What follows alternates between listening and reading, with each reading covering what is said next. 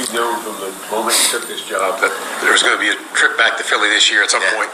So how do you look at this trip? I mean, you gave them the most euphoric moment they had in the history of the city in terms of football, right? And then it didn't end well.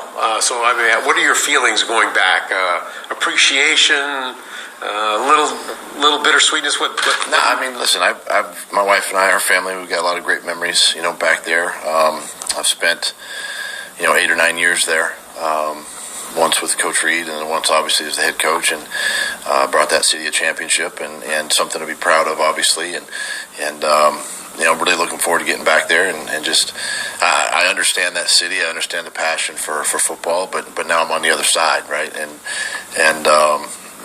it's still a long way away. It's 7 days away or 6 days away, but we've got to prepare, this week. Like we have these last couple of weeks, but I'm looking forward to it. Getting back up there. It's been a great place. We did a lot of good things there, and looking forward to hopefully the welcome. Certainly, one of the good things you did there was the Philly special play, and I was the Philly special. I mean, when you look at that play as a coach and as someone who just has an appreciation for the history of the game, I mean, a lot of football observers are calling that play like the gutsiest play in Super Bowl history. Well, when you look back on it, what makes you feel good about it other than the fact that it worked?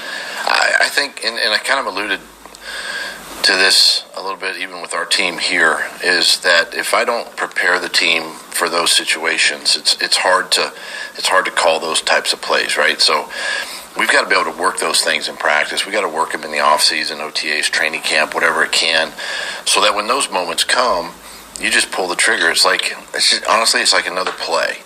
You don't think about where you are, the time, none of that. It's about executing that particular play, and for us, it just happened to be in that game, and it helped us win that football game. So I think that magnifies it more than just the play itself. And the guys who are executing it. But yeah, it's no different than here in Jacksonville. If we're going to put plays like that in, I want to make sure the guys understand that we're going to be aggressive on fourth down, and we're going to take our opportunities and take some chances from time to time, and but yet we're going to work those in camp and in the off season and prepare the guys that way. Do you remember what kind of reception do you think you're going to get from the fans? I don't know. I mean, it could be mixed. I got to get this team here ready to go, and I'm not going to be concerned with that. You hope it's a good one, obviously, for the things you did there. But I also know that crowd, and they could be a little hostile, and looking forward to that too. They booed Santa, right? Yeah, several years ago. Yeah, no, it's yeah.